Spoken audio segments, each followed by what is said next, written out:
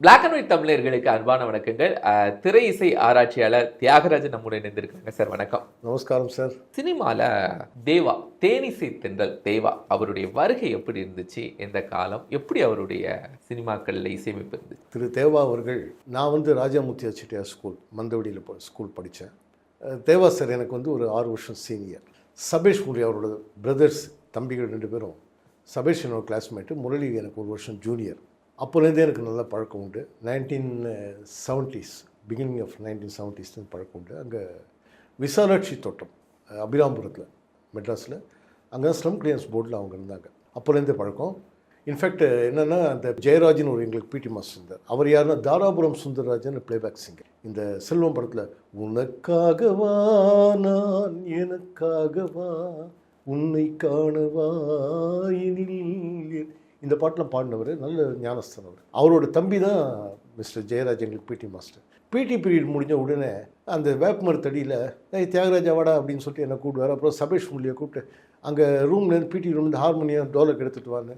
Sabesh harmonium வாசிப்பார், Murali dholak வாசிப்பார், நாங்களாம் பாடுவோம். அப்போது தேவா சார் வீட்டுக்கு நான் போவேன். அப்போ போகும்போது அவரை மாதிரி ஒரு நல்ல ஒரு மனிதரை உலகத்தில் பார்க்குறது ரொம்ப அபூர்வமான விஷயம் தேவா சார். எப்படின்னா, அவர் வீட்டுக்கு ஒரு வாட்டி நான் போகும்போது அந்த ஏரியாவில் இருக்க பசங்க அவங்க வீட்டுக்குள்ளே வந்தாங்க. தேவா சார் கேட்டார், என்னடா வேலைக்கு போகலையாருன்னு. அவங்களாம் ஒவ்வொருத்தர் ப்ளம்பிங்கு, கார்பெண்ட்ரி, பெயிண்டிங் இப்படிலாம் வேலை செய்கிறவங்க. இல்லைண்ணே இன்றைக்கி வேலை எதுவும் வரலண்ணே. சரி சாப்பிட்டீங்களாடா? இல்லைண்ணே சாப்பிட்லண்ணே, பைசா இல்லைன்னு. ஒய்ஃபை கூப்பிட்டு, வீட்டில் மாவு வச்சிருக்கியா? வீட்டில் இருக்குது, அவங்களாம் தோசை செஞ்சு போடு. உடனே அந்த மாதிரி எல்லாருக்கும் ஹெல்ப் பண்ணக்கூடிய ஒரு அற்புதமான ஒரு மனிதர் அவர் மிஸ்டர் தேவா அவர்கள். இன்ஃபேக்ட் அவரும் சந்திரபோஸ் சாரும் சேர்ந்து ஃபஸ்ட்டு படம் பண்ணாங்க. மதுரை கீதம்ன்ற படத்துக்கு மியூசிக் பண்ணதுக்கு அவங்க அப்பாயிண்ட் ஆனாங்க.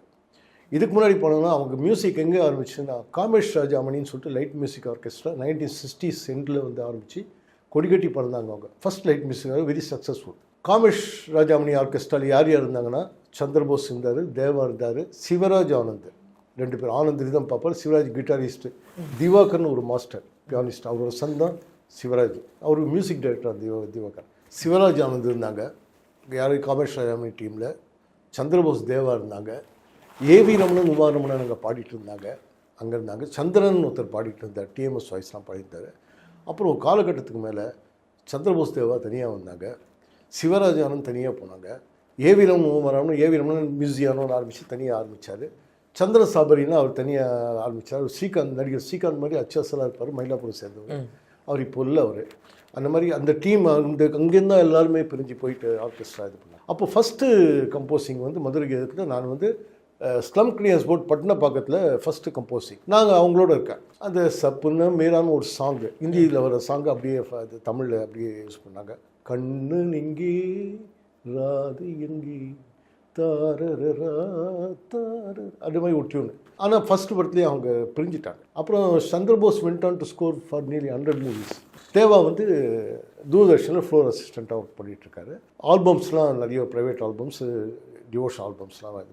இன்ஃபேக்ட் அந்த திருவேற்காடு நடந்த ஒரு பெரிய விழாவில் தான் அவருக்கு தேனிசை தென்றல்ன்ற பட்டத்தை எம்எஸ்சி கொடுத்துட்டு ஒன்று சொன்னார், இந்த பட்டம் கொடுக்கறதுலாம் இருக்குது, அவருக்கு நிறைய பட்டம் கொடுத்துருக்காங்க, அவருக்கு நல்ல படம் கொடுங்க, அவ்வளோ அற்புதமான ஒரு கம்போசிங் பண்ணுவார் அவர், எல்லா ப்ரொடியூசரும் நான் கேட்குறேன், அவருக்கு நல்ல வாய்ப்பை கொடுங்க, பெரிய மியூசிக் டைரக்டர் அவர் எம்எஸ்சி வாழ்த்தி பண்ணார். அப்போது தேவா சாரை மயிலாப்பூர் கபாலீஸ்வரர் டெம்பிள் டேங்கிட்ட நான் பார்க்கும்போது ஒரு வார்த்தை நான் பேசிகிட்டு இருக்கும்போது சொன்னேன், உங்கள் பொறுமைக்கும் உங்கள் நல்ல மனசுக்கும் உங்களுக்கு பீரியட் உண்டு சார்.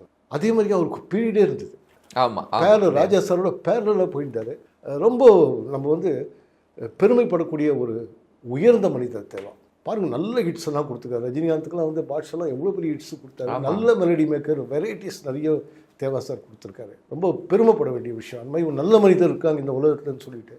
அதுதான் இன்னும் சொல்லப்போனால் அந்த ரஜினியுடைய அந்த டைட்டில் சூப்பர் ஸ்டார் ரஜினிகாந்த், அது அவர் மேக் பண்ணது. ஆமாம் ஆமாம் ஆமாம், அவர் மேக் பண்ணது தான். அது எல்லா படங்கள்லையும், எல்லா படத்தையும் அது கரெக்டாக அது ஃபர்ஸ்ட் இது பண்ணுவாங்க. அது எப்படி சார், அது பெர்மிஷன் கொடுத்துருவாங்களா சார்? அது அந்த மியூசிக் அது உருவானது அந்த மாதிரி எல்லாம் சம்பவம் தெரியும். அது ஒரு ஜஸ்ட் ஒரு இதுதானே சார். இப்போ எம்எஸ்சி சாங்கே எவ்வளோ பேர் யூஸ் பண்ணியிருக்காங்க. ஆர்டி பர்மன் ஹிந்தியில் யூஸ் பண்ணியிருக்காரு. முத்துக்குளிக்க வாரிகளா சாங் அப்படியே யூஸ் பண்ணியிருக்காரு. அப்புறம் இந்த யாரந்து நிலவு அந்த சாங்கு டிஎம்எஸ் பண்ண பாட்டை ஆடிபன் ஃபோன் பண்ணி இது இந்தியில் நான் யூஸ் பண்ணிக்கிறேன்னு கேட்டோம். எம்எஸ்சி ஓகே யூஸ் பண்ணிக்கோப்பா, ஏன்னா எஸ்டி பர்மன் பெரிய இன்ஸ்பிரேஷன் எம்எஸ்விக்கு, குருநாதர் மாதிரி யூஸ் பண்ணிக்கோப்பான்னு அவர் யாதார் ஹீன்னு ஒரு டியூனை கம்போஸ் பண்ணார். அதை பேஸ் பண்ணி அதை பண்ணார். இது வந்து ஒரு மியூச்சுவலாக அண்டர்ஸ்டாண்டிங் போனால் எந்த பிரச்சனையுமே கிடையாது. தேவா யாருக்கு நிறைய ரஜினிகாந்துக்கு ஒரு டைட்டில் சாங் கொடுக்குறங்கிறது ஒரு பெரிய விஷயம். ஆமாம் ஆமாம் சார். ஸோ அவருடைய மியூசிக் இவங்களுடைய மியூசிக்லேருந்து எப்படி வேறுபட்டு இருந்துச்சு சார்? அந்த பீரியட் எப்படி இருந்துச்சு? அந்த பீரியட் நல்லா இருந்தது சார். எப்படி வேறுபட்டதுன்னா மெலடி டிஃப்ரெண்ட் ஸ்டைல்ஸ் தேவை கொண்டு வந்தார். அதேமாதிரி கானா சாங்கு சபேஷன் நிறைய பாடியிருக்காரு, கானா சாங் பாடியிருக்காரு. ஏன்னா அவர் சார்ந்த இடம் வந்து பார்த்தீங்கன்னா ஏழை மக்கள் சார்ந்த இடம். அதனால உயர்ந்த மனசோடு இருந்தார், கடைசி வரைக்கும் இருக்கார், இன்னும் இருக்கார். பாட்டாளி மக்களோட உயர்ந்த மனசு அவருக்கு எப்பவும் தேவா சார் உண்டு. லாலாக்கு அந்த சாங்ஸ் எல்லாம் எத்தனை சாங் பண்ணியிருக்காரு, கானா சாங். அந்த வரிகள்லாம் எங்கேருந்து அவர் எடுப்பார்னே ஆச்சரியம்.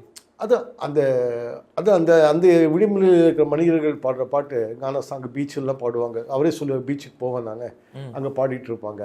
அதான் இன்ஸ்பிரேஷனாக பண்ணி இது பண்ணியிருக்காரு. நல்ல ஒரு கம்போசர், கிரேட் கம்போசர் தேவா சார். சில படங்களுடைய வெற்றிக்கு இசை தான் ரொம்ப முக்கியமாக இருக்கும். அந்த மாதிரி தேவாவுடைய இசை சில படங்களை ஒரு பெரிய உச்சத்துக்கு கொண்டு போச்சுன்னா எதுன்னு சொல்லுவீங்க சார்? பாட்ஷா ஒன்று போருமே. பாட்ஷா அது ஒன்று.